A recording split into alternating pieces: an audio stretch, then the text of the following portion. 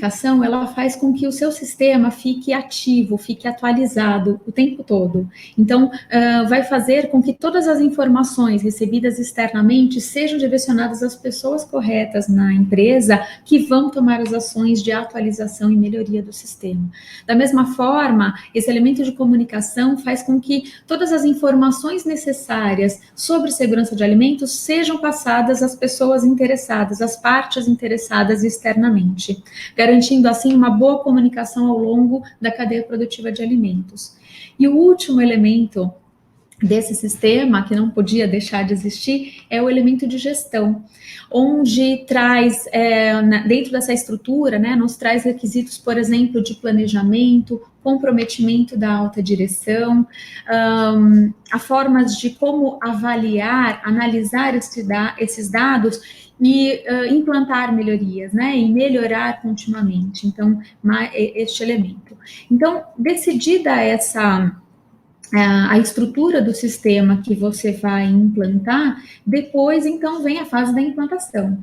Nessa fase de implantação, é uma fase de muita dedicação, requer bastante capacitação da equipe, envolvimento de todas as pessoas, de diversas áreas, não existe um sistema de gestão se eu não tiver o envolvimento de todas as áreas. Então, a gente volta lá para trás, a gente volta na época que o controle de qualidade lutava sozinho para a segurança de alimentos. Então, com o sistema de gestão, faz com que todas as áreas recebam suas tarefas, suas responsabilidades, gerem dados, sabendo que esses dados vão ser analisados, que esses indicadores vão ser analisados pela alta direção, e a alta direção tem um papel muito importante na implantação, principalmente na questão da geração de recursos, para que todas as demandas do sistema sejam bem implantadas. E depois você vai ter que manter esse sistema que está implantado.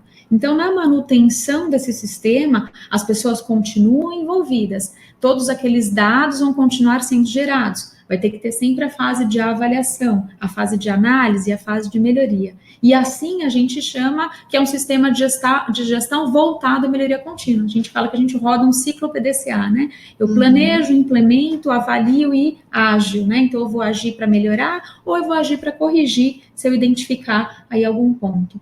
Então, o sistema de gestão de segurança de alimentos é a base, e todos os programas que nós vamos citar ao longo dessa nossa conversa, são baseados, vão ter requisitos, de sistema de gestão de segurança de alimentos. Ótimo.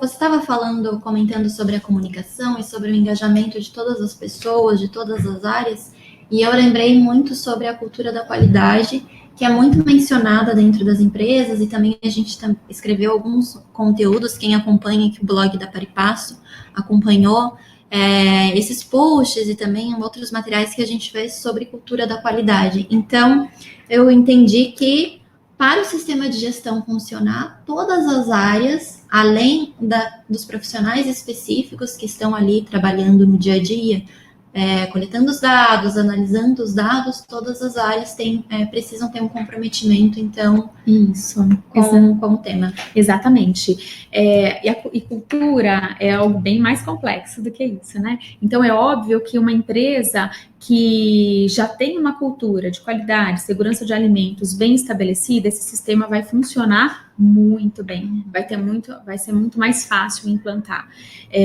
Mas a empresa que não tem a cultura, ela pode ir desenvolvendo junto da implantação desse sistema de gestão a cultura de qualidade e segurança de alimentos. Mas aí vamos falar de cultura, a gente pode guardar esse tema para um próximo. Quem sabe seja o próximo assunto. Ótimo. Bom, então agora eu quero saber o que é a certificação? E o que a certificação ela é para processo, para produto, para empresa? Eu gostaria que você falasse um pouquinho sobre o que é a certificação. O processo de certificação, ele pode existir para um produto. Então, quando envolve uma análise específica daquele produto comparado com um padrão. Então, eu tenho uma especificação ou seja, por algum regulamento técnico, e é coletada uma quantidade, uma amostra daquele produto, e de acordo com o protocolo, né, um protocolo de amostras, e aí, então, eu tenho aquele produto certificado. Só que não adianta só eu ver aquela amostra, né, uma certificação de produto também requer verificar se existem padrões operacionais na empresa que mostrem que esse produto vai estar sendo fabricado naquelas mesmas condições periodicamente. Então, uma certificação de produto envolve uma avaliação em campo das práticas operacionais, os controles operacionais e a coleta de amostra. E as certificações de sistema de gestão, quando a gente está falando de sistema de gestão, são as certificações que a gente vai olhar o sistema implantado na empresa, de acordo com o protocolo que foi escolhido, né, que é o critério daquela auditoria, ou a norma, que é o critério daquela auditoria. Então, verificar se a empresa desenhou a estrutura do seu sistema de acordo com o que a norma pede, e ver se ela está cumprindo, está fazendo aquilo que ela se propôs a fazer na sua descrição. Então, a gente vai avaliar o sistema de gestão, o funcionamento dele. Existem certificações de processo, e aí eu tenho protocolos específicos de processo, auditoria específica de processo, e assim por diante. E quais são, então, hoje nós vamos falar, acho que todo mundo está aqui aguardando, quais são as certificações que a gente vai falar hoje? Certo. Então, hoje nós vamos falar de certificação de sistemas de gestão, de segurança de alimentos, que são as mais comuns. A gente vai falar um pouquinho sobre as reconhecidas pelo GFSI, que é um grande driver, aí, um grande facilitador que veio, né? Então, nós vamos falar sobre o FSSC, vamos falar sobre o BRC, IFS, e vamos falar uma local, que é o Global Markets do programa APAS. Ótimo. Deixa eu fazer uma pergunta já, uma dúvida. O que é o GFSI? Bom, o GFSI é uma instituição que ela é formada por vários especialistas, stakeholders de varejistas, de indústria, e o objetivo, ele é um bracinho do Fórum de Bens de Consumo, né? Então, o objetivo dessa organização é montar diretrizes, né? Facilitar a relação entre o varejo e a indústria, verificar as demandas atuais e emitir diretrizes para este segmento. Além disso, tem alguns grupos técnicos, né, que trabalham. Então, existem grupos técnicos que pegam demandas locais e tentam levar para diretrizes globais. Tem grupos técnicos que têm a responsabilidade de fazer uma avaliação de comparação entre os protocolos de certificação. E é aí que eu quero chegar. Porque esse grupo técnico, ele teve a responsabilidade de fazer o que a gente chamou de benchmarking, que é uma comparação entre as normas, para verificar se elas estão no mesmo nível, mesma rigorosidade, de acordo com aquilo que o próprio GFSI, né, decidiu como diretriz para um protocolo de sistema de gestão. Então, aqueles que estão aderentes, né, à diretriz do GFSI, então eles são aprovados, eles são reconhecidos. E por que isso existe, né? O que facilita isso? Facilita que agora o fornecedor para uma indústria ou para um varejo, ele não precisa receber mais de uma auditoria. Então, o varejista e a indústria, a maior tranquilidade, que ele pode dizer assim para o seu fornecedor: olha, para você continuar fornecendo para mim, você tem que ter uma certificação. Mas eu não vou dizer mais qual a certificação, né? Antes ele exigia, hoje não, ele fala qualquer certificação que seja aprovada pelo GFSI. Entendi. Então, o fornecedor, ele pode escolher. Ele vai lá e vê aquela que mais se adequa com a sua necessidade, sua cultura. Ele vai também verificar qual é a maturidade do sistema que ele está. Então, se eu não tenho nada de programas de pré-requisitos, por exemplo, implantado.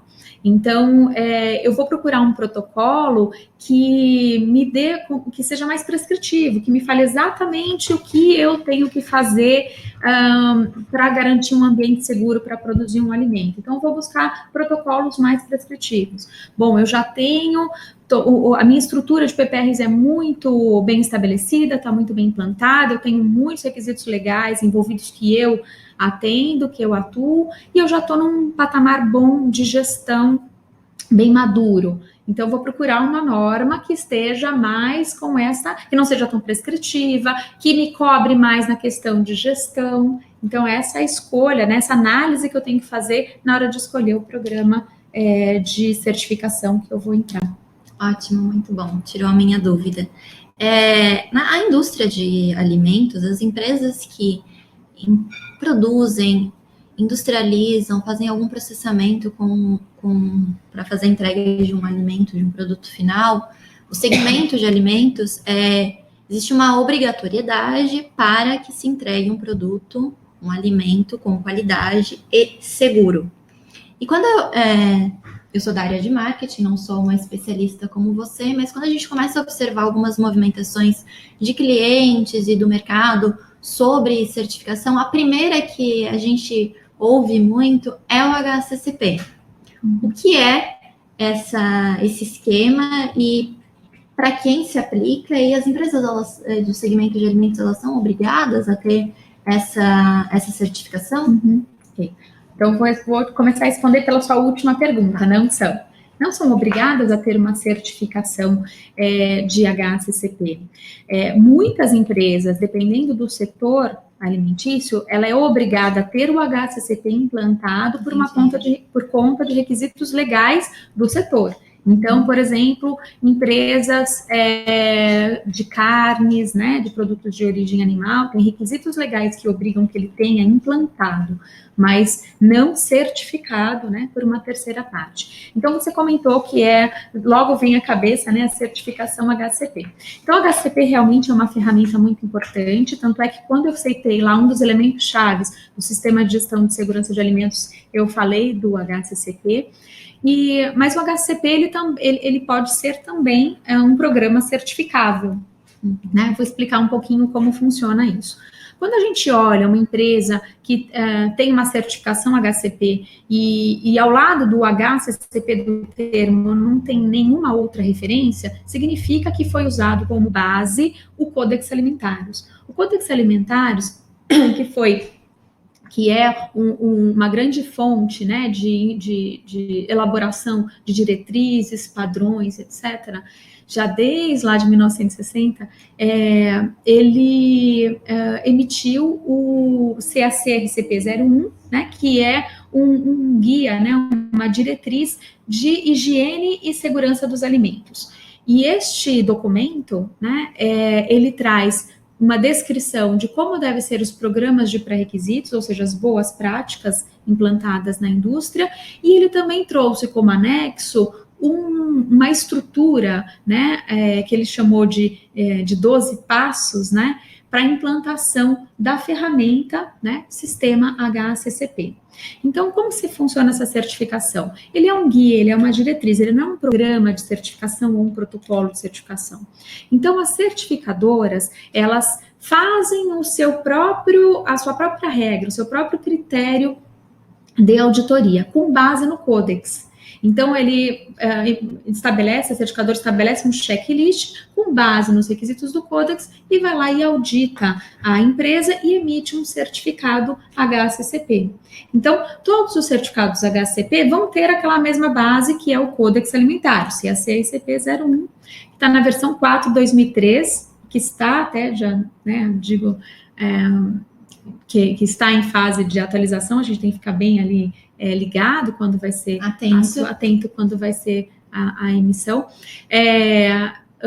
Então, as certificadoras avaliam a empresa de acordo com o checklist próprio, que ela mesma desenvolveu baseado nos requisitos do Codex e emite o certificado. Então, eu sou um cliente, eu recebi 2 certificados de 2 fornecedores, de HACCP. Eu sei que ali no fundo, os 2 têm a base do Codex, mas eu não sei exatamente quais os critérios que uma certificadora adotou e a outra, porque não é um programa reconhecido, não é um programa divulgado, é interno da certificadora.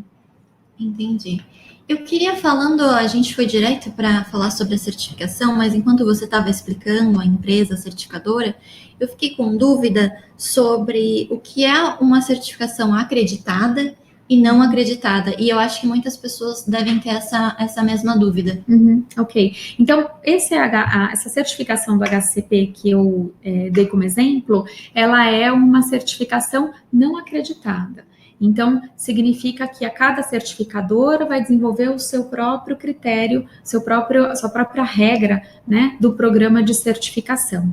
Quando é uma certificação acreditada, ela é realizada por organismos de certificação que utilizam normas, protocolos, programas reconhecidos, né, internacionalmente, ou até mesmo reconhecidos nacionalmente. Mas o que significa esse acreditado? É que essas regras que a certificadora precisa estabelecer são padronizadas por outras regras, onde os organismos de acreditação avaliam todas as certificadoras para ver se elas estão cumprindo essas regras, e todas estão com o mesmo critério para dimensionamento da auditoria, com o mesmo critério para avaliação em loco do cliente, se ela está atendendo todas as regras de acreditação. No caso de sistemas de gestão, nós temos a 17021, que é uma regra que a acreditadora, uma norma, que a acreditadora tem que implantar no seu sistema de gestão.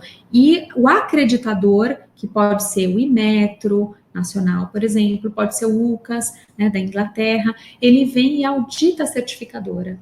E ele acredita, né? A gente fala da forma, ele acredita, é uma forma de mostrar que a certificadora tem seus programas, seus padrões, né? Todos ali implantados de acordo com uma regra. Entendi.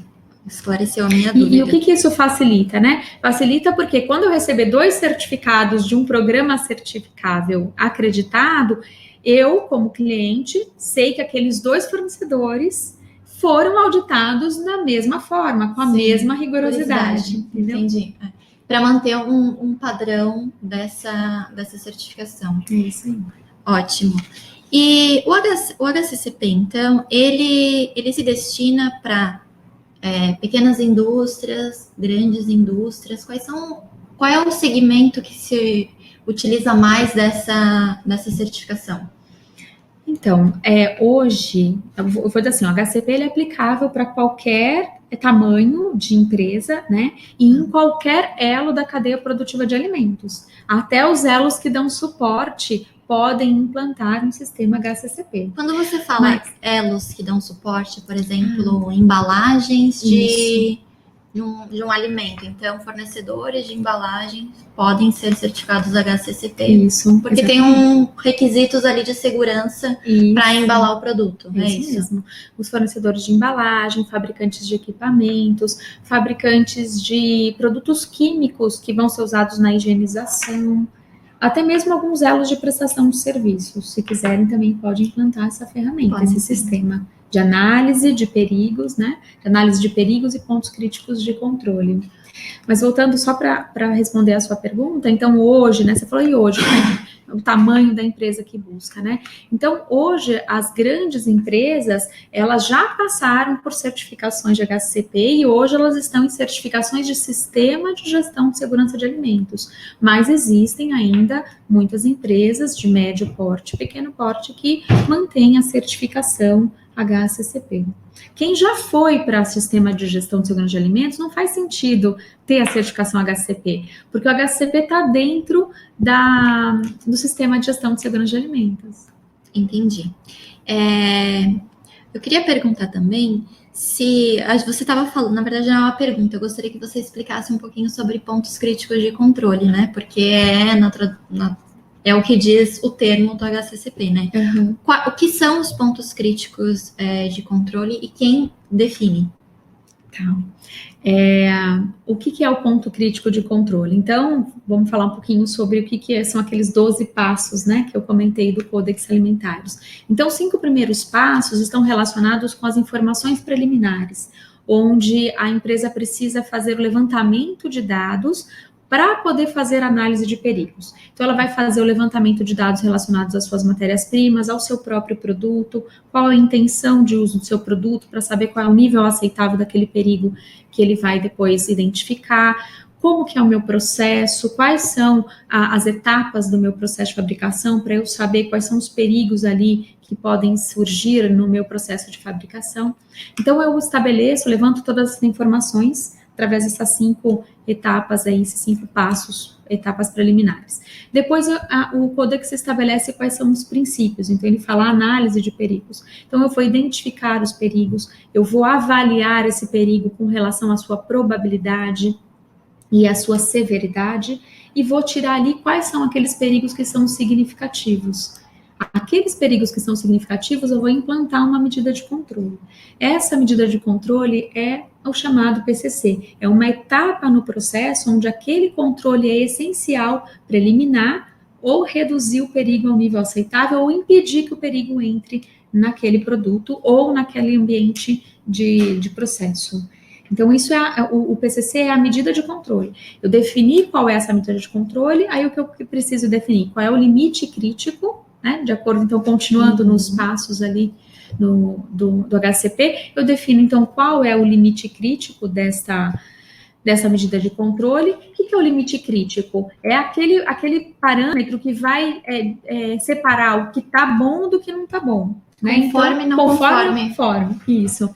E aí eu estabeleço um procedimento de monitoramento, então eu vou monitorar essa medida de controle para ver se há ou não, se esse limite é excedido ou não. E eu pré-estabeleço também quais são as ações corretivas que devem ser tomadas caso tenha este desvio. E, por fim, o Codex fala, dentro da sistemática do HACCP, que eu preciso ter uma forma de gerenciar todos os documentos, controlar, né, todos os documentos e registros ali envolvidos no HACCP.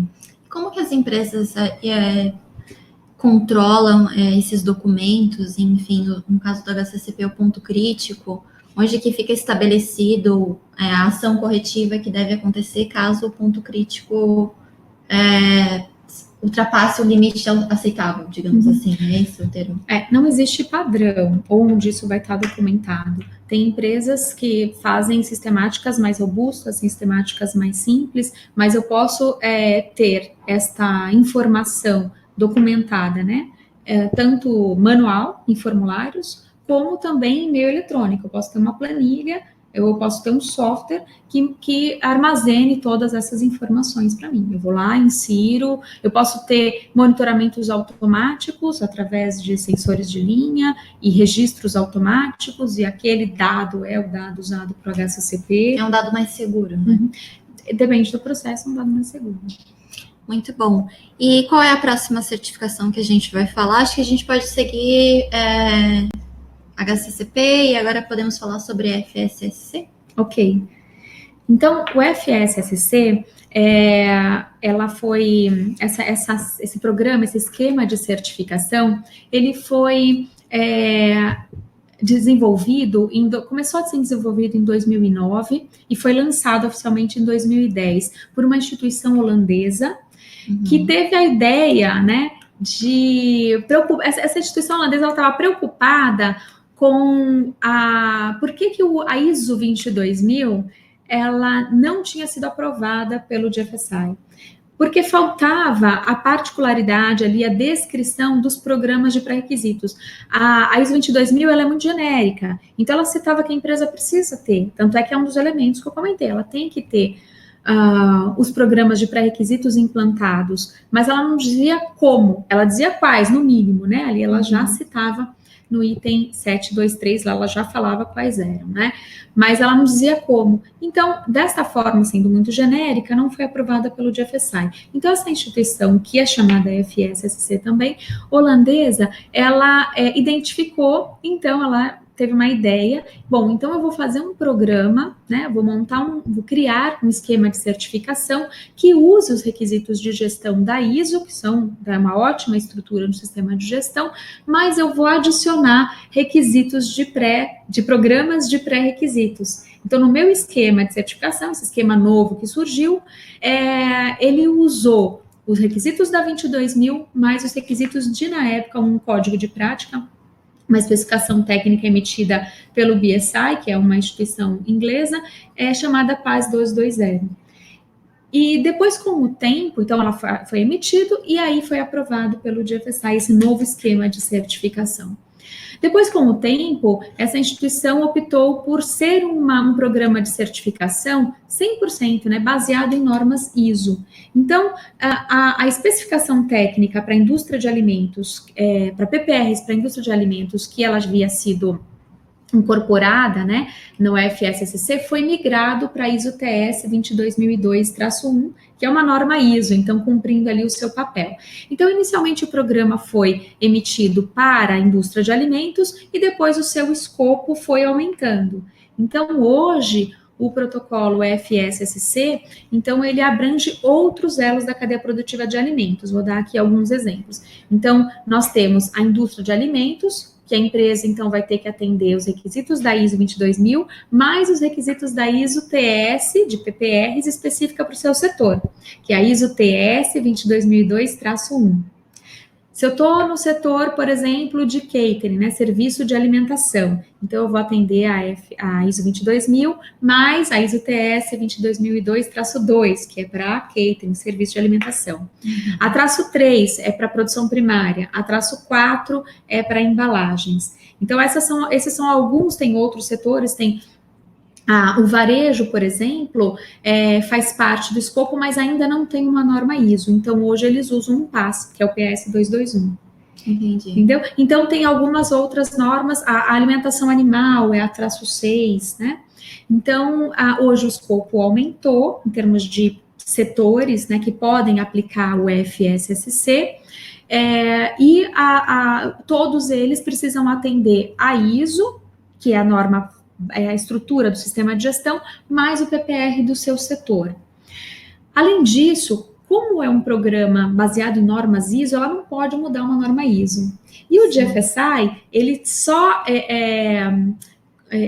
só faz o benchmarking, né, para aqueles que estão atendendo às suas diretrizes. Então, como que o FSSC vai fazer para atender as diretrizes que não são cumpridas pelas normas ISO? Então, o que ele fez? Ele criou, dentro do seu regulamento, requisitos auditáveis também.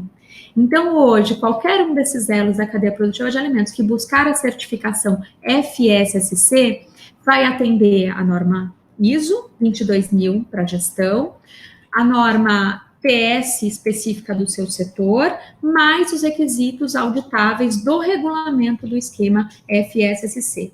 E existe um programa opcional que inclui também qualidade, não só segurança de alimentos, mas aí é opcional. E aí, então, a empresa tem que adicionar também os requisitos da ISO 9001. Ah, entendi. Mas uma empresa do segmento de alimentos, então, ela deve iniciar com a ISO 22000 e depois adicionar esses protocolos? Esses programas de pré-requisitos para partir para a FSSC? Ou dependendo da maturidade, do nível que ela se encontra, ela pode ir direto obter a certificação FSC. Isso, exatamente. Ela pode ir direto, sim, não é gradativo, não é um programa gradativo. A ISO 22000 continua existindo como também uma norma certificável. Então, tem empresas que podem buscar a certificação ISO 22000 e empresas que podem ir direto para a FSSC. Se ela acha que ela consegue atender todos os requisitos dos programas de pré-requisitos, ela pode ir direto para o FSSC, com a vantagem de ser uma norma, um programa reconhecido pelo GFSI. Então, naquela relação cliente-fornecedor, daquele cliente que exige dos seus fornecedores uma das normas certificáveis, ele vai optar pela FSSC e não pela ISO 22. Inclusive, no site da Paripasso, lá onde existe uma página conteúdos, lá nós temos a gente fez, Luciana, um infográfico em parceria com a DNV sobre a FSSC, a versão 4.1 que entrou em vigor agora em 2018, né? Exatamente. Então, lá nesse material, vocês podem buscar, quem tem alguma dúvida em relação a isso, pode baixar um material gratuito. E lá tem a informação passo a passo, o que entrou nessa versão 4.1 da FSSC. É isso mesmo. A versão 4.1, então, ela ficou válida a partir deste ano. Ela já está Então, as auditorias que vão acontecer em 2018 já serão nessa versão. Exatamente. E a grande mudança, né, da versão anterior para essa, não foi nem questão de requisitos auditáveis, né? Teve um requisito que foi adicionado que as empresas estão tendo um pouco mais de trabalho para implantar, que é a questão da fraude alimentar. Que esse também pode ser um tema para uma próxima conversa, hein, Lívia? Então, foi o requisito adicional, né, que deu um pouquinho mais de trabalho na versão 4.1, mas foi uma questão da estrutura do programa, porque ele trouxe uma novidade que é a exigência de auditorias não anunciadas. Então, uma das auditorias do ciclo de certificação, um certificado FSSC tem a validade de 3 anos. Então, eu tenho a auditoria inicial, que é dividida em auditoria de certificação, que é dividida em 2 fases, depois eu tenho auditorias anuais e depois eu tenho, depois de 3 anos, a recertificação. Uma dessas 2 anuais vai ser sem prévio aviso. Então, é uma regra nova da 4.1. A empresa pode receber o auditor a qualquer momento. Dentro daquele período, né? Que está estabelecido um período ali, uma janela, né, de certificação, ele vai receber a auditoria. E ele tem que aceitar, ele não pode. E o auditor, em 1 hora, tem que estar dentro da fábrica auditando. Em 1 hora. Não pode começar com a documentação, que é para dar tempo da empresa arrumar as coisas lá dentro, não. Tem que começar pelo processo. Então, realmente, um pouco mais rigoroso.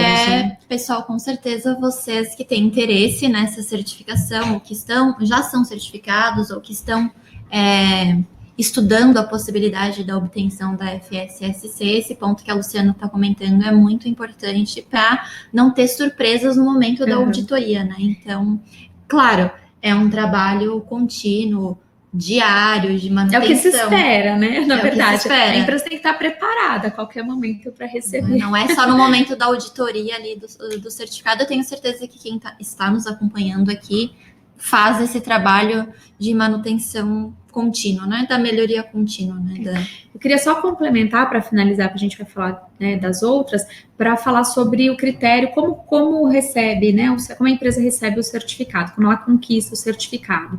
Então, ela precisa ter o sucesso da auditoria de certificação. E para ter esse sucesso, ela não pode ter não conformidades maiores. Se ela tiver não conformidades maiores, ela tem que resolvê-las em um prazo previamente estabelecido pelo próprio FSSC, que é de 28 dias. Então, depois dos 28 dias, sanados os problemas, então aí sim a empresa, pelo auditor, é recomendada e pela certificadora, então é emitido o certificado. Mas existe uma classificação nova também na versão 4.1, que é a crítica. E se houver uma não conformidade crítica, que é aquela evidência clara de um produto inseguro ou um ato ilegal, a empresa não é recomendada a certificação. Então, uma não conformidade crítica impede a certificação.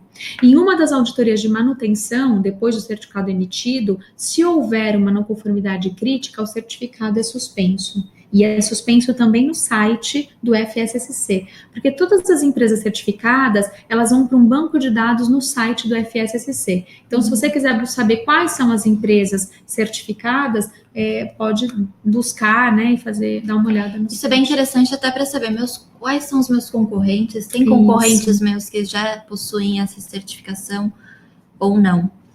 Muito bem, acho que eu estou acompanhando aqui, pessoal, eu estou lendo aqui os comentários de vocês, eu só queria dizer que no final aqui da explicação da Luciana sobre as demais certificações, ela vai responder as perguntas, então a gente está acompanhando aqui todos os questionamentos e ao final a gente vai tentar responder todos. Se a gente não conseguir responder todos, depois a Luciana, a gente tem o e-mail de vocês, o e-mail que vocês informaram para fazer a inscrição, aí a gente vai enviar as respostas, combinado, Luciana? Então, ok, a gente falou então sobre FSSC e agora a gente pode falar então sobre BRC. Tudo bem.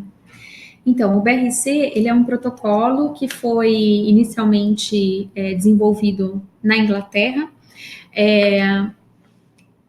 Posso dizer assim, lá em 98, o BRC surgiu com o seu primeiro protocolo, né, auditável, por uma demanda, uma necessidade do varejo reduzir o número de auditorias dos fabricantes de marcas próprias, né? Então, os fabricantes de marcas próprias das diversas redes de varejo da Inglaterra, eles tinham muitas auditorias. Então, na intenção de ter um único protocolo reconhecido por todos os varejistas, então surgiu o BRC em 98. E depois ele foi se aprimorando, né? Hoje ele é global, né? A gente não fala mais só da Inglaterra, mas ele tem essa proporção global. Ele está na versão 7, que foi emitida em 2015. A versão 8 já vai ser emitida agora em julho desse ano, e é um protocolo bem interessante, porque ele é bem mais prescritivo do que o FSSC. Ele também tem a base da segurança de alimentos, como eu comentei anteriormente, e também é um protocolo de sistema de gestão, mas ele é mais prescritivo. Então, em termos de sistema de gestão, ele cobra menos do que o FSSC. O FSC cobra muito mais na questão de rodar ciclo PDCA, o BRC não, ele é mais, vamos dizer assim, menos exigente na parte de gestão. Em compensação, para os programas de pré-requisitos e controles ali operacionais, ele tem requisitos mais específicos, ele é bem detalhista nas suas exigências, né? O certificado do BRC, ele tem a validade de 1 ano, então todo ano tem uma renovação, então o ciclo é de apenas 1 ano, e a empresa que busca essa certificação, ela para ter sucesso, ela entra numa grade, vamos dizer assim, uma grade de notas, né? Então, por exemplo, se eu tenho até 6 não conformidades, eu vou ter, não conformidades menores, eu vou ter uma classificação AA. E essa classificação vai no meu certificado. Então, quando eu, cliente, estou comprando daquele fornecedor, eu vou saber mais ou menos quantas não conformidades ele teve de acordo com o bloco, né, a grade, ou a nota que ele recebe nessa avaliação final. Então, eu tive, por exemplo, uma não conformidade maior, eu já vou para a classificação C, né? Então, existe uma tabela de classificação e eu posso ir até para D, né? Mas eu não posso, depende do número de não conformidades. Sim. Mas eu não posso, por exemplo, ter uma não conformidade crítica, e eu também não posso ter nenhuma não conformidade em itens fundamentais. O que são esses itens fundamentais? São itens que o próprio BRC decidiu que são fundamentais para uma indústria de alimentos, né? Então, é um PPR que é muito importante, que a empresa não pode deixar de ter. Então, são itens fundamentais. E a empresa não pode ter não conformidade no item fundamental. Se tiver não conformidade, aí impede a certificação. Ótimo. Tem uma pergunta aqui já, que é a seguinte, eu vou falar, mas a Luciana vai responder só no final, porque ainda a gente vai falar sobre outras certificações, mas ela é muito interessante. Existe uma certificação que abrange todos os requisitos de segurança de alimentos e responsabilidade social e outros pontos para a empresa não ter que obter várias certificações? Vamos guardar essa pergunta para... A Luciana já queria responder, mas vamos guardar para o final, porque a gente ainda vai falar agora sobre a IFS. Ah, tá bom. Então, a IFS é um protocolo também parecido com o BRC, então ele também é prescritivo, ele é ainda um pouco mais exigente que o BRC, porque dentro do próprio checklist do IFS, ele tem um requisito, mas para você interpretar aquele requisito, você ainda tem que entender alguns anexos, né, que ele pede, alguns guias, né, de como aquele requisito deve ser atendido. Então, ele é um pouco mais, vamos dizer assim, detalhista, né, mais prescritivo no programa de pré-requisitos. E ele é um pouco mais forte do que o BRC em questão de sistemas de gestão, né? Nem tanto como a FSSC, né, aquela estrutura proposta, mas ele pega um pouco, tem requisitos mais de análise e melhoria, né, do que o BRC. Ele é um protocolo que foi elaborado inicialmente, se não me engano, em 2003, da mesma forma que o BRC, né, por um grupo de varejistas, só que da Alemanha. Depois eles juntaram com um grupo de varejistas da França, e aí surgiu, então, a norma IFS, para, da mesma forma que o BRC, tentar facilitar a vida dos fornecedores de marca própria, né? Todos os dois protocolos iniciaram com as questões de marca própria, né? Depois eles se abriram para outros produtos que são fornecidos para varejo, e também começaram a ter reconhecimento na relação indústria e fornecedor. Então, algumas indústrias, por considerarem que esses protocolos são rigorosos, também começaram a cobrar, mesmo não sendo varejistas, né, começaram a cobrar dos seus fornecedores. E o IFS, então, ele também tem uma classificação final, ele tem, conforme você vai dando a não conformidade, ele tem uma grade também, né, uma tabelinha, da mesma forma como o BRC. Então, e ele vai descontando pontos. Então, por exemplo, a nota A é quando está tudo conforme. Aí tem a nota, eu vou ter até a cola aqui, porque esse protocolo é um pouco mais complicado. Então, o A é quando o requisito está todo atendido, né? Então, aí ele vai ganhar uma pontuação. Isso também é apresentado no certificado? Isso, também vai. Então, ele tem 20 pontos, por exemplo. Achei a minha cola aqui.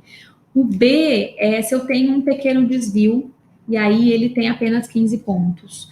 O C, não, essa nota A, B, C é a nota da não conformidade. Ah, né? Ele vai ter uma pontuação final para dizer se ele é certificado ou não. E o C, ele então... desculpa, peraí, estou na tabelinha errada. O C, ele só ganha 5 pontos, e o D, se ele for, né, se ele realmente... O que é o C? O C é realmente um desvio que ele não atendeu uma boa parte daquele requisito. O B é que ele atendeu parte, né, só um pedacinho. O C é que ele não atendeu uma boa parte, e o D é que ele não atendeu. Quando ele não atendeu, então ele tem até demérito de pontos. Então, tenha uma pontuação final. No IFS, assim como o BRC, também tem alguns requisitos que eles chamam, só que nesse caso de KOs, né, que são requisitos também que eles entendem que são muito importantes, que eles não podem ter não conformidades nestes requisitos. Se tiver uma não conformidade no KO, então também não tem a emissão do certificado. E tem as não conformidades classificadas como maiores. Então, além desse B e C, que seriam aquelas não conformidades, e o D, né, tem aquela não conformidade maior. E a não conformidade maior tem um demérito total na porcentagem do total do programa. Entendi, muito bom. A gente pode disponibilizar depois essa grade que a Luciana estava aqui comentando? Está no próprio protocolo. E agora a gente pode falar já da próxima, que é o Global Markets da APAS. Isso. Eu acho interessante trazer para cá, porque é um programa nacional, ele tem uma base internacional, porque o Global Markets, na verdade, é um programa que foi desenvolvido pelo GFSI preocupado com aquelas empresas que estavam começando ainda a implantar e não iriam conseguir uma certificação, mas que elas precisam fornecer para o varejo precisa dessas empresas, né? Então, para que elas não saíssem completamente, né, desse mercado, então foi criado esse programa, que é um programa de evolução, ele é evolutivo. A empresa que está participando do programa mostra para o varejo que ela tem a intenção de chegar lá, é que ela não tem ainda a condição, mas ela está buscando. Então, ela começa com um protocolo básico, depois ela vai para um protocolo intermediário e depois ela parte para a certificação. Nisso, então, ela ganha tempo, né? O varejo continua comprando dela, porque ela faz parte do programa e ela está ali empenhada, né? Então, fica interessante para todos os lados. Então, o Global Markets, o GFSI desenvolveu esse programa e a APAS, né, aqui no Brasil, então decidiu trazer esse programa, apresentou para os grandes varejistas aqui do Brasil e eles preocuparam, porque até então, aqui no Brasil, para principalmente marca própria, os varejistas, cada um realizava auditorias nos seus fornecedores com os seus próprios protocolos, seus próprios checklists.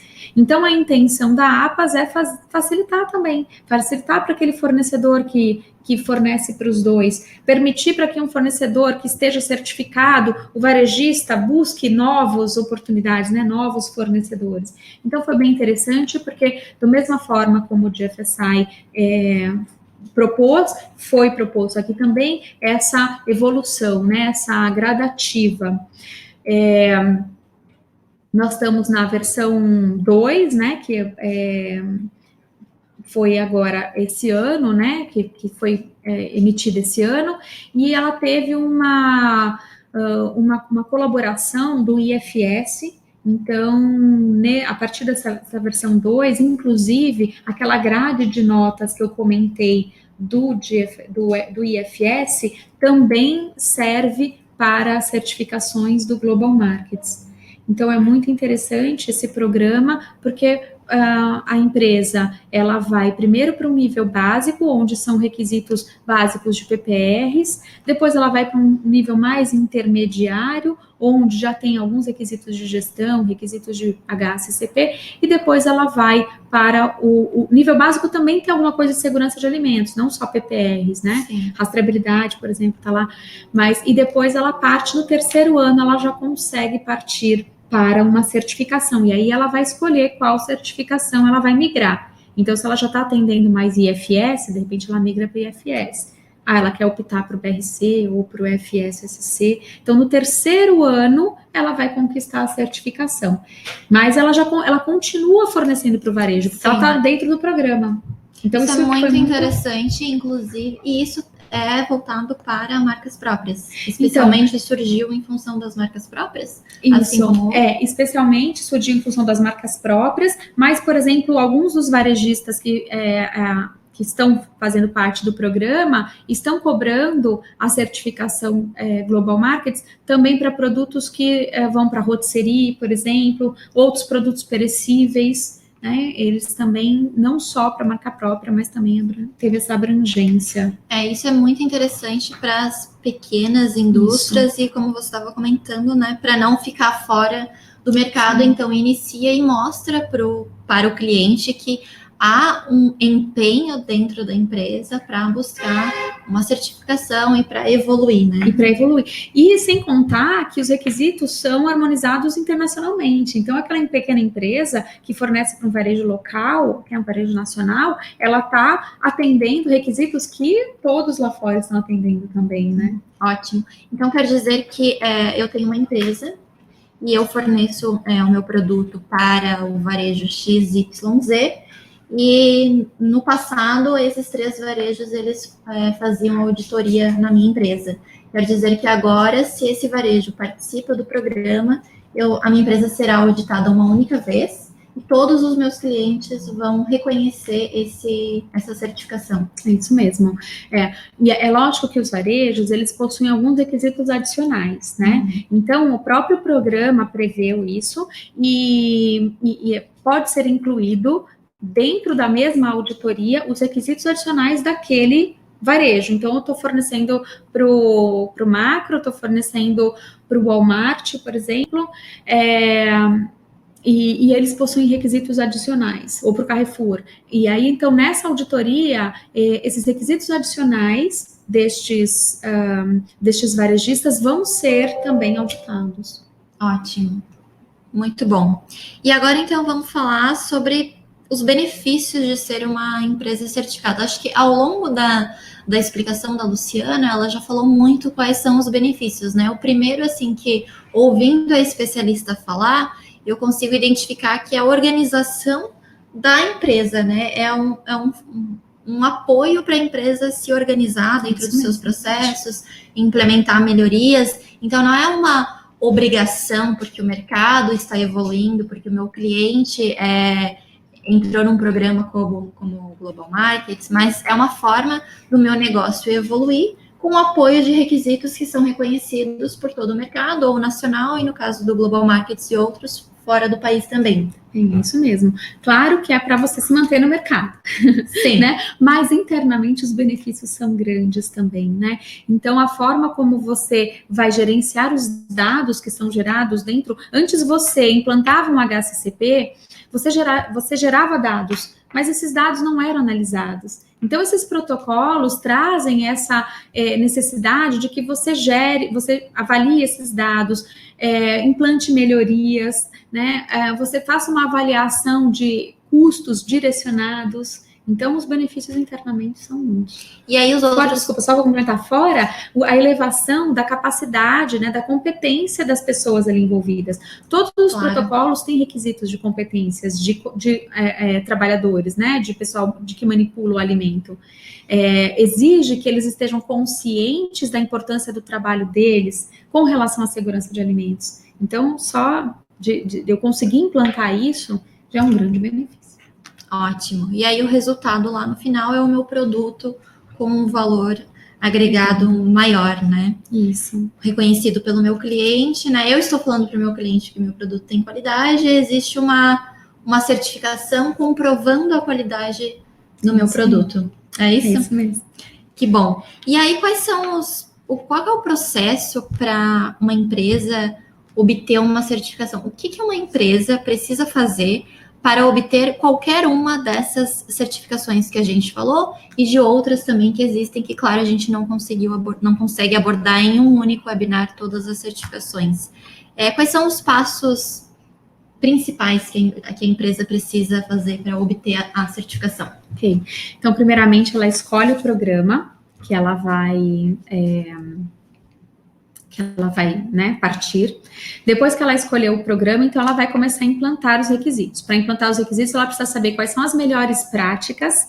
Não vou dizer as melhores, né? Porque eu posso tentar depois ir melhorando, mas qual é a prática que eu vou implantar para atender aquele requisito?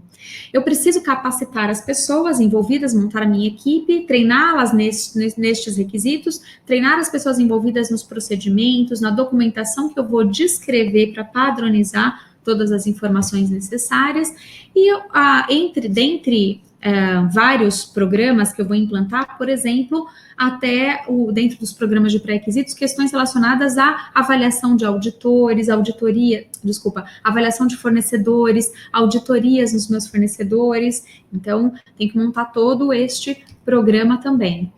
E, por fim, depois que está tudo implantado, eu vou fazer a minha autoavaliação. Eu vou verificar se eu estou atendendo todos os requisitos da norma, se estou cumprindo o que eu descrevi que eu ia fazer, e se não, eu vou tomar as minhas providências, vou fazer um plano de ação e vou tomar as ações corretivas dentro do meu sistema.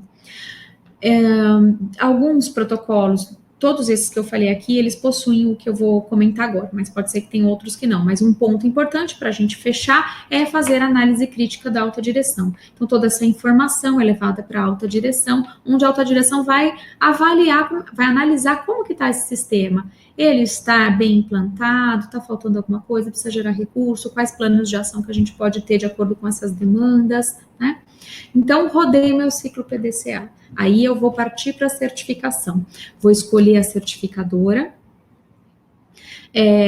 Dentre as que estão disponíveis por programa. Como é que eu sei disso? Eu tenho que entrar no site da certificação que eu estou buscando e lá verificar quais são as certificadoras que estão aptas para essa certificação.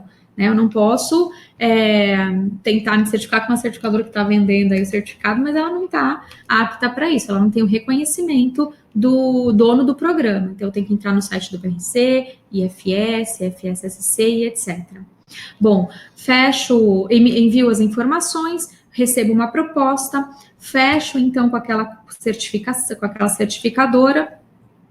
A certificadora vai fazer o dimensionamento da auditoria, tal, a auditoria vai acontecer, a auditoria de certificação. No caso do FSSC, ela é feita em 2 fases. Depois de feita a certificação, a auditoria de certificação, o auditor recomenda ou não. Se ele recomendou, ok, a certificadora avalia e emite o certificado. Se não, é porque teve alguma não conformidade. Essas não conformidades, então, dependendo do programa, como eu já falei, podem ser fechadas. Então, a gente tem auditoria de follow-up ou auditoria de acompanhamento para verificar se as ações implantadas foram eficazes. Depois disso, ok, então o auditor recomenda para certificação, a certificadora avalia e emite o certificado. Se eu não conseguir, de repente eu tive um KO, uma crítica, eu paro por aí e volto e tenho que começar tudo de novo. Se eu conseguir, então, eu tenho o meu certificado emitido e alguns programas, exemplo, o FSSC, ainda tem as auditorias de manutenção. Enquanto a Luciana estava fazendo essa explicação sobre o processo, eu anotei aqui alguns pontos para comentar. Quando você fala em capacitar a equipe interna e também buscar auditar os meus fornecedores, isso está relacionado com e descrever todos os processos. Então, cada procedimento dentro da minha empresa ele precisa ter uma orientação pré-estabelecida para que o meu colaborador ele possa exercer aquela atividade. Isso é o procedimento operacional padrão? Isso, alguns deles sim, né? Então a gente, alguns documentos, por exemplo, dentro dos programas de pré-requisitos, né? Nós temos os POPs, né? Nós temos que descrever os POPs, esses POPs também podem ser, eu tenho algumas instruções de trabalho que eu preciso descrever para atender aquele requisito, ou eu tenho procedimentos que são estabelecidos direto pelo programa, que não são operacionais, mas que são procedimentos do sistema ou da qualidade, né? Entendi. E aí, o outro ponto que eu anotei aqui, que inclusive é uma pergunta que eu estou acompanhando aqui, quais são as empresas, quais são as empresas certificadoras? Então, no Brasil, a gente tem empresas principais, assim, que eu anotei aqui, você me ajuda. Tem a DNV, a SGS, a Bioveritas e a Lloyds, né? Isso, então, são as principais empresas certificadoras que estão aptas para desenvolver esse trabalho dessas certificações e também de outras que a gente não está abordando aqui agora. No caso da auditoria de fornecedores, eu queria fazer um comentário e veja se você concorda comigo. Além dos POPs que vão orientar a minha equipe, né, vão ajudar a minha equipe na execução de alguma atividade, na auditoria de fornecedores, eu posso ir ao meu fornecedor fazer a auditoria, mas eu posso acompanhar as entregas desse fornecedor toda vez que ele faz o envio do seu produto, né, para minha empresa. Então, nesse caso aqui, eu consigo ver que as fichas técnicas dos produtos, elas são fundamentais. Então, se eu sou uma empresa que compro a mesma matéria-prima, o mesmo produto final, no caso, por exemplo, um distribuidor de frutas, legumes e verduras, ou uma empresa de laticínios que compra um produto, que compra essa matéria-prima de diversos fornecedores, a ficha técnica, ela é uma ótima ferramenta para no momento que o meu fornecedor está encaminhando o produto para mim, eu possa avaliar a qualidade de acordo com os critérios que eu estabeleci para fazer o meu produto final ou para comercializar o produto. Exatamente. Na verdade, ela é obrigatória, né? Então, não preciso chamar de ficha técnica, né? Uma especificação técnica, enfim. Claro. Para todos os protocolos que nós falamos, todos têm o HACCP. E no HACCP, a gente vai descrever, né, os materiais de entrada, os insumos, as matérias-primas. Então, eu vou descrever numa especificação técnica, eu vou descrever quais são os critérios de aceitação deste material. Então, voltando no seu primeiro comentário, quando você falou, eu posso auditar ou só avaliar, né? Então, faz parte da qualificação de fornecedores eu fazer uma seleção e uma avaliação. Então, na seleção e na avaliação, eu vou optar por auditar ou não, dependendo do sistema que eu adotar. Mas, independente disso, obrigatoriamente, todo o material recebido tem que ser comparado com o critério de aceitação que você definiu dentro do seu sistema. Pode ser que o critério para determinado produto seja só verificar se ele está íntegro, ok? Porque não tem nenhum parâmetro específico. Sim. Mas a questão da inspeção do material recebido é devido, sim. Muito bem. E falando sobre o processo, né, ainda falando sobre o processo para obter a certificação, acho que a gente mencionou no início um pouquinho, mas acho que seria legal a gente falar sobre isso novamente. Quais são as fases da auditoria, né? Porque eu fiz esse processo, né? Esse processo que a Luciana acabou de comentar, o processo para obter a certificação. Então, eu escolhi o programa, implantei o programa, auditoria interna, auditoria nos fornecedores. Ok, obtive o certificado, mas existem as auditorias, né? Que, como você mencionou, pode ser no ano, pode ser a cada 2 anos. Quais são as fases das auditorias? De fornecedor, você está falando? Não, fases da auditoria. Então, a auditoria de certificação é sempre anual, né? Nunca pode ser a cada 2 anos, não, é anual. Então, para todos os programas que nós citamos aqui, eu tenho, no caso de BRC e IFS, eu tenho os certificados que valem, né, por um ano. Então, todo ano tem a certificação e a recertificação. E para a FSSC, o certificado de 3 anos, eu tenho todo ano uma auditoria de manutenção, ok? O que a gente tinha comentado no slide anterior sobre a auditoria interna, auditoria de fornecedor, com relação à auditoria interna, a gente chama de primeira parte, que é a autoavaliação, que pode ser realizada por equipe interna ou empresa contratada. A auditoria de fornecedor é o que a gente chama de auditoria de segunda parte, e a auditoria externa, que é a certificação, é a auditoria de terceira parte. Independente dessas auditorias, todas passam por algumas fases, né? Então, nós temos a fase do planejamento da auditoria. Então, no caso de uma auditoria interna, é quando o gestor do programa da auditoria interna vai estar decidindo quantas auditorias no ano ele vai fazer, porque a interna, sim, pode ser mais de uma vez por ano, cada 3 meses, a cada 6 meses, por critérios diferentes, objetivos diferentes. Então, esse é o momento do planejamento. Como vai ser o programa? Quais vão ser os auditores internos? Então, vamos passar a pensar isso na certificação. Então, a certificadora tem esse momento do planejamento também, que é o momento que ele está fechando o contrato com a empresa, montando o programa dela, o ciclo dela, né, fazendo todo aquele programa para aquela empresa, vendo quais são os auditores qualificados para aquele programa. Depois, nós temos o momento da preparação. A preparação já é onde eu tenho todo o programa montado e agora eu vou me preparar para o evento em si. Então, eu vou ter a análise da documentação, eu vou ter a alocação dos auditores e distribuição dos papéis, quem vai ser auditor líder, quem vai ser auditor membro da equipe. O auditor, então, vai emitir um plano da auditoria, que é o itinerário, o que eu vou fazer no dia, que horas, em que área que eu vou, que requisito que eu vou auditar. Ele pode se preparar para aquela auditoria e fazer um checklist de perguntas que ele vai fazer naquele processo que ele vai auditar. Então, esse é o momento da preparação.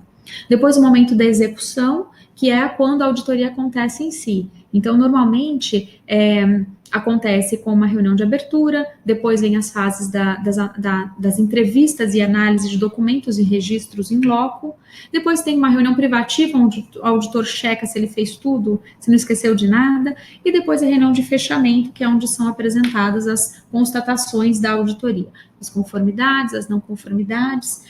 Dependendo do programa, tem a auditoria de follow-up, para fechar as não conformidades, a emissão do relatório. O relatório, nós vimos que para todos os programas é um relatório padronizado, todo o protocolo que nós falamos aqui tem um modelo padrão para todas as certificadoras terem o mesmo conteúdo de relatório.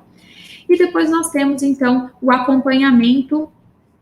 Esse acompanhamento é a auditoria de follow-up, eu acabei invertendo ali os papéis. Tem a auditoria de follow-up, que é a auditoria de fechamento das não conformidades.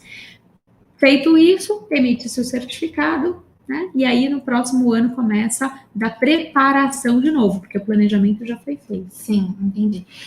Então, esse esquema que a gente está vendo no slide, planejamento, preparação, execução, relatório, acompanhamento, ele deve ser considerado na auditoria de primeira parte. Então, eu vou me preparar, né,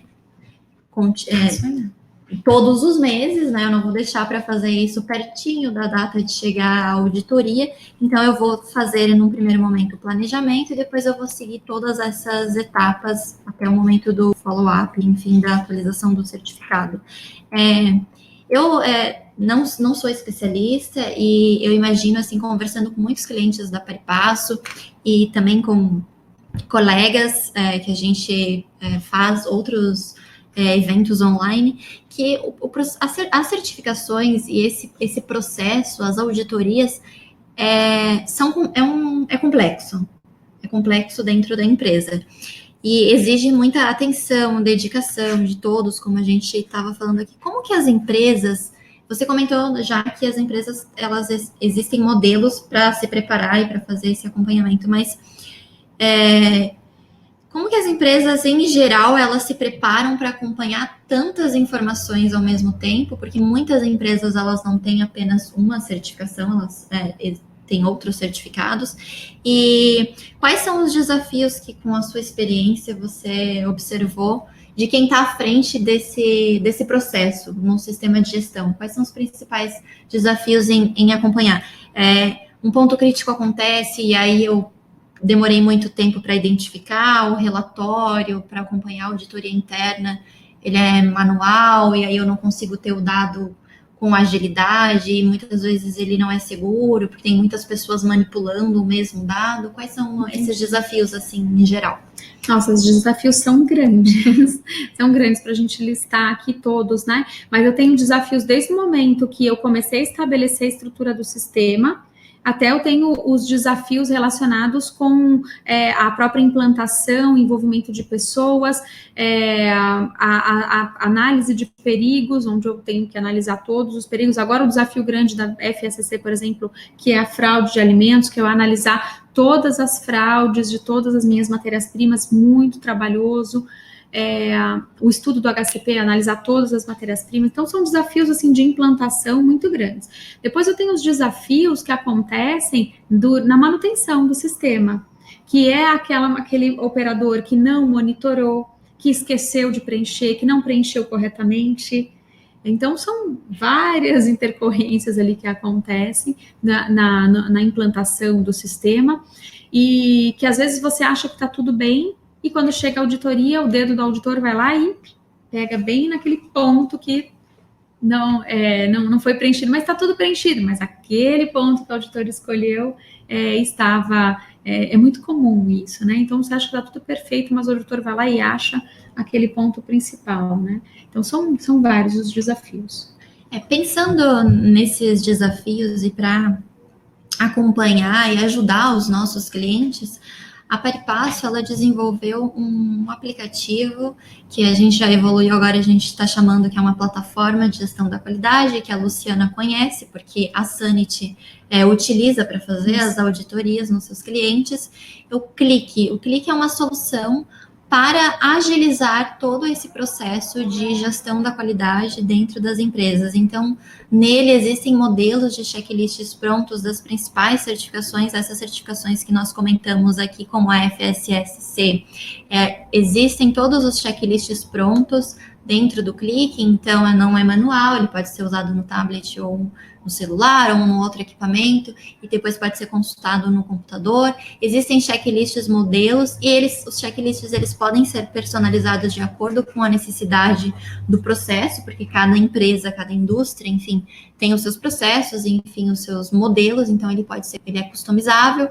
E o bacana também é que a gente consegue é possível inserir os modelos de documentos de referência. Então, eu posso inserir um POP, o resumo do meu procedimento operacional padrão, para orientar o meu colaborador para fazer, por exemplo, uma inspeção de qualidade de recebimento, que pode estar associado a uma ficha técnica.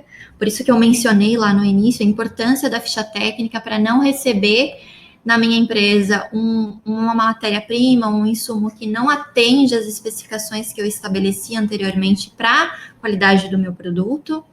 E, além disso, é possível realizar a inspeção de qualidade associando foto, assinatura, e isso garante dar confiança daquela inspeção de qualidade, né? Então, eu estou fazendo a inspeção de qualidade, estou colocando a informação conforme ou não conforme, por exemplo, e eu estou associando uma foto, né? Então, eu posso enviar esse relatório, por exemplo, para o meu fornecedor. Olha, inspecionei, Luciano, o teu produto, a tua matéria-prima, não teve alguns itens de não conforme, então não passou aqui, eu não recebi devido a esses critérios, e esse relatório vai automaticamente para o fornecedor ou para o cliente. Além disso, é possível fazer a amostragem de acordo com a BNT. Então, esse software, ele calcula automaticamente, de acordo com os percentuais ali estabelecidos, a amostragem, que é importante também fazer, principalmente no recebimento, né?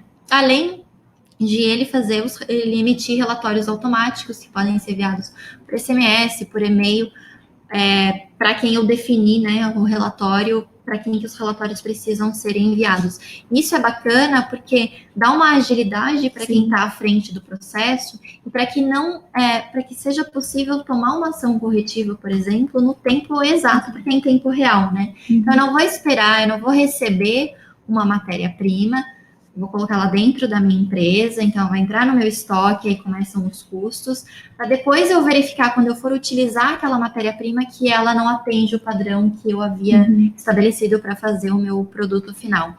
Então, o Click, ele é uma ferramenta para agilizar o processo de gestão da qualidade e, inclusive, o processo de obtenção de certificação, porque nele já contém todos esses checklists dessas principais certificações. Então, se eu quero entender se eu estou adequado, quanto eu estou adequado, quero entender esses requisitos, eu posso acompanhar através do Click. Isso eu acho fundamental, porque nesse sistema de gestão, ainda mais que eu falei várias vezes que a gente precisa pegar os dados, avaliar os dados, analisar os dados, então você ter os dados de uma forma mais fácil e ágil, né, num dashboard, num relatório, algo mais prático, do que ter que ir no papel e depois ficar passando por uma planilha, então isso facilita bastante o processo. Ótimo, então se vocês tiverem interesse, a gente está colocando aqui o link para acessar mais informações sobre o Click.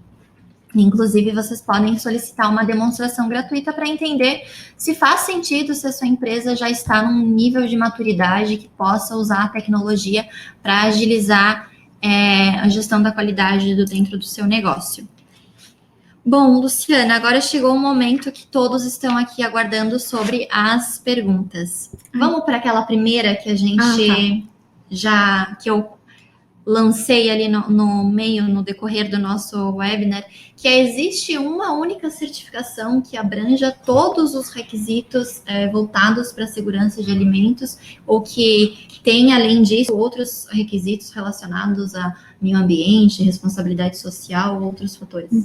Não, a empresa precisa fazer auditoria integrada, né, o que a gente chama, né, uma certificação integrada, que ele pode integrar, por exemplo, o 9, 14, 18, que é a ISO, né, ISO 9, a 14, que é a área ambiental, ela pode integrar também a OSAS, né, 18.001, que agora também tem uma ISO, né, então ela pode fazer uma auditoria só, mas com normas diferentes e certificados diferentes. Da mesma forma, os requisitos, por exemplo, no Global Markets, que eu tinha comentado do APAS, né? Então, existem requisitos particulares, né, de alguns varejistas que incluem questões de responsabilidade social e tal. Então, eles acrescentaram esses requisitos adicionais no programa. Então, eu vou participar do programa e eu forneço para o determinado varejo e ele tem requisito adicional e aí eu faço isso junto. O BRC, por exemplo, tem módulos adicionais também. Então, tem o módulo do FISMA, por exemplo, que eu posso fazer junto com a auditoria. Tem o módulo da cultura de segurança de alimentos, né, de acordo com o checklist de cultura de segurança de alimentos proposto pelo BRC. Então, não tem uma certificação só que pegue todos. O que eu posso fazer é uma única auditoria com um sistema de gestão integrado. Ótimo, tá. Tem uma pergunta que eu vi ali que eu acho que é interessante, que é o tempo que leva para certificação. Claro. Eu acho que essa dúvida é de bastante, e eu vi que uma pessoa perguntou. Varia muito, de acordo com desde o momento que eu decidi escolher qual é a norma, eu vou implantar, então varia muito de empresa para empresa. A equipe que você tem, se é uma equipe que está voltada para isso, se é uma equipe que está dividindo tarefas com as tarefas do dia a dia e vai fazendo isso aos poucos. Se você optou para a escolha de uma consultoria para dar o suporte no seu sistema ou não, então esse tempo varia. Eu já apoiei, né, prestei serviço para uma empresa que em 6 meses a gente se certificou. Então, do zero, ainda a fábrica não estava nem construída. Então, foi construindo e, em paralelo, a gente foi criando, ia lá e ajudando. Então, depende muito de empresa para implementar para buscar a certificação. E o processo em si de certificação, depois que eu fiz a auditoria, aí vai depender se você teve não conformidade. Se você não teve não conformidades, finalizado o tempo da auditoria, aquele tempo que pode ser 1, 2, 3 dias, tem auditorias de 5 dias, dependendo do tamanho da empresa, aí eu tenho o tempo só da emissão, avaliação e emissão do certificado, ok? Ótimo. Tem uma pergunta aqui. Alguma dessas certificações substituem a Global Gap? A Global Gap é uma certificação de boas práticas agrícolas, então voltada voltada para esse setor. Eu acredito que não. São setores diferentes. O Global Gap, ele também é uma certificação reconhecida pelo GFSI. Para o setor primário, né, que a gente chama, seria para a criação de animais, cultivos de vegetais. Então, é uma certificação reconhecida. Então, existem os requisitos de segurança de alimentos, mas ele tem outros requisitos. Ali tem, no caso, para animais, tem bem-estar animal, tem a questão ambiental da fazenda, né? Então, tem outros requisitos. Então, não posso dizer que substitui. Deixa eu ver aqui outra. Qual o custo para a implementação dessas certificações? Bom, vai variar também, não tenho aqui como afirmar, porque o custo da implantação vai depender em que fase você está. Então, se você tem que fazer uma reforma, né, para adequação estrutural, porque você não está atendendo PPRs, então o custo vai aumentar. Se os seus PPRs já estão bem implantados, em termos de estrutura, você não precisa mudar nada, então vai ser um custo relacionado só a treinamento, capacitação, implantação das medidas de controle. Às vezes vem uma medida de controle que é a aquisição de um detector de metais, que é uma peneira que eu tenho que instalar na linha, que é uma mudança que eu tenho que fazer de layout, e aí isso gera custo.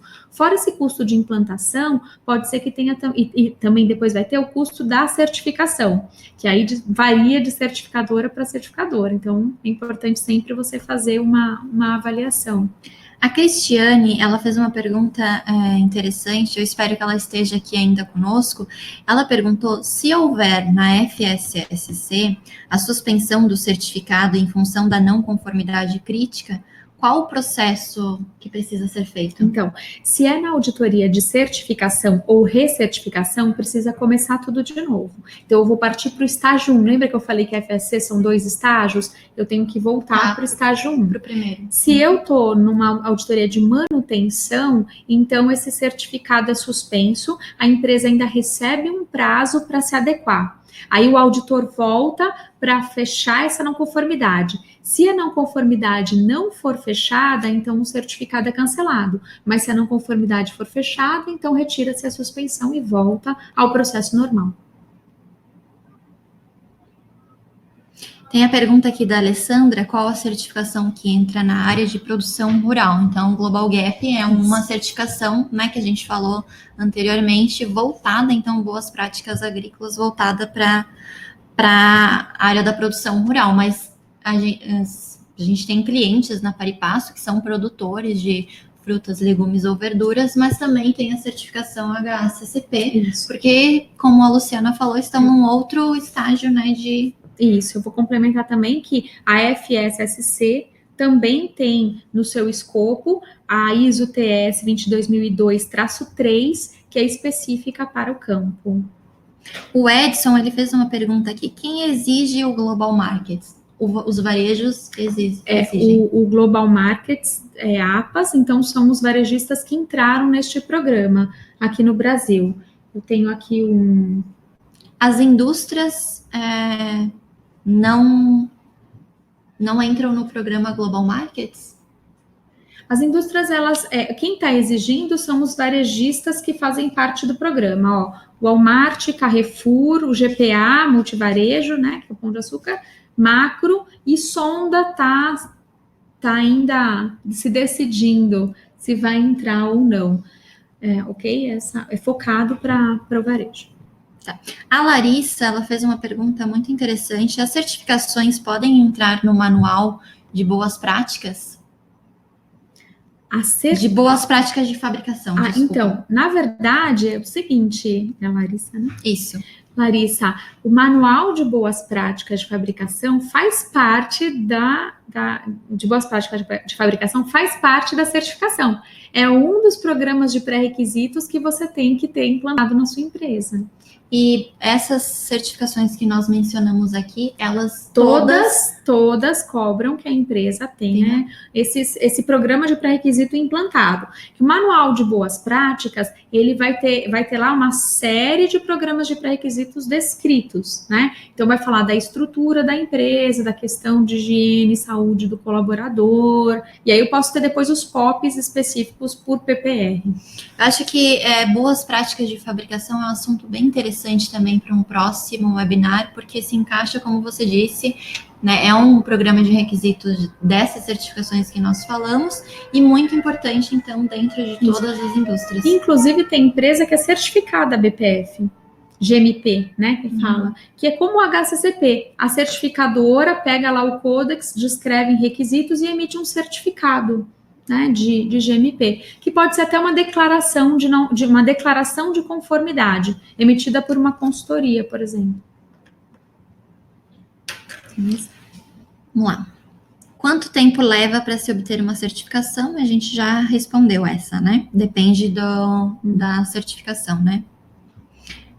Deixa eu ver aqui se tem mais alguma.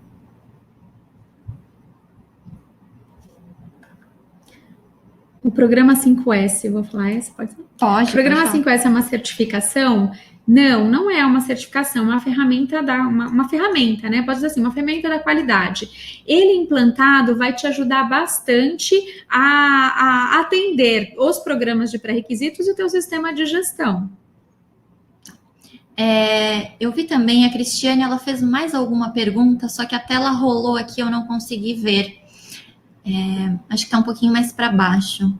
Ah, não, tá aqui. Por que alguns clientes cobram uma certificação específica se o fornecedor já tem outra reconhecida pelos GFSI? Na verdade, né, por ser reconhecida por GFSI, aquele teu cliente deveria atender, né? Deveria aceitar, desculpa, eu falei errado. Deveria aceitar. Então, se ele exige uma certificação reconhecida pelo GFSI e você já tem, ele deveria aceitar. Ele pode ter uma tendência, né? Lembra lá no comecinho da nossa conversa, eu falei assim, a escolha vai depender da maturidade, tal, e de algumas necessidades especiais. Essas necessidades especiais pode ser essa, o teu cliente quer que seja IFS, por exemplo, aí você acaba indo para o IFS para atender a solicitação dele. Do cliente, né? Tem uma pergunta aqui, sou produtor rural e tenho um packing house, agora devemos tirar o Rainforest, ele substitui alguma certificação? É uma certificação adicional, né? Então, não substitui nenhuma dessas, é uma certificação adicional. É uma certificação que não fala de segurança de alimentos, né? É uma questão de responsabilidade social, questão de custo justo, alguma coisa assim. Entendi. Bom, eu acredito que a gente tenha respondido as principais perguntas aqui, a gente está acompanhando. Se alguma pergunta ficou e não foi respondida, nós vamos colocar aqui os nossos e-mails e vocês podem enviar. Nós temos essas perguntas aqui e nós vamos responder, terminando aqui o webinar, a gente vai revisar todas as perguntas e aí a gente pode encaminhar para o e-mail que vocês usaram para fazer a inscrição e essas perguntas serão respondidas. A gente passou um pouquinho do limite do horário, mas a gente entrou no ao vivo um pouquinho do tempo previsto e eu quero agradecer muito a participação de todos vocês. A gente está chegando ao final aqui do nosso ao vivo com muitas pessoas ainda, a gente acompanhou que vocês interagiram entre si, eu acho que isso é muito bacana também no webinar, que o mercado possa trocar experiências e informações, então isso é muito bacana, e eu quero agradecer mais uma vez, então, a presença de vocês, e fiquem tranquilos que a apresentação será para vocês, assim como as respostas de quem fez pergunta e não foi respondida, a gente vai encaminhar aí na sequência para todo mundo. Muito obrigada e quero agradecer a Luciana, que veio até Florianópolis, aqui para o escritório dessa transmissão ao vivo e ajudar um pouquinho o mercado a entender mais sobre esse assunto, sobre programas de certificação, que é do interesse aí de boa parte do mercado, e que assim seja, que todo mundo se mantenha assim querendo aumentar o seu conhecimento, aprofundar o seu conhecimento. E contem, claro, sempre com a Paripasso e com a Sanity. Luciana, muito obrigada. Obrigada a vocês, agradeço a participação de todos e até uma próxima. E já quero deixar o convite, faremos um próximo webinar com a Luciana. E se vocês quiserem enviar para o meu e-mail qual certificação que vocês gostariam que a gente fizesse um webinar especial falando sobre essa certificação, e aí a gente vai ver qual foi a certificação mais solicitada, vai ser o primeiro, e a gente pode fazer outros ainda, né, Luciana? Combinado. Muito obrigada e até a próxima.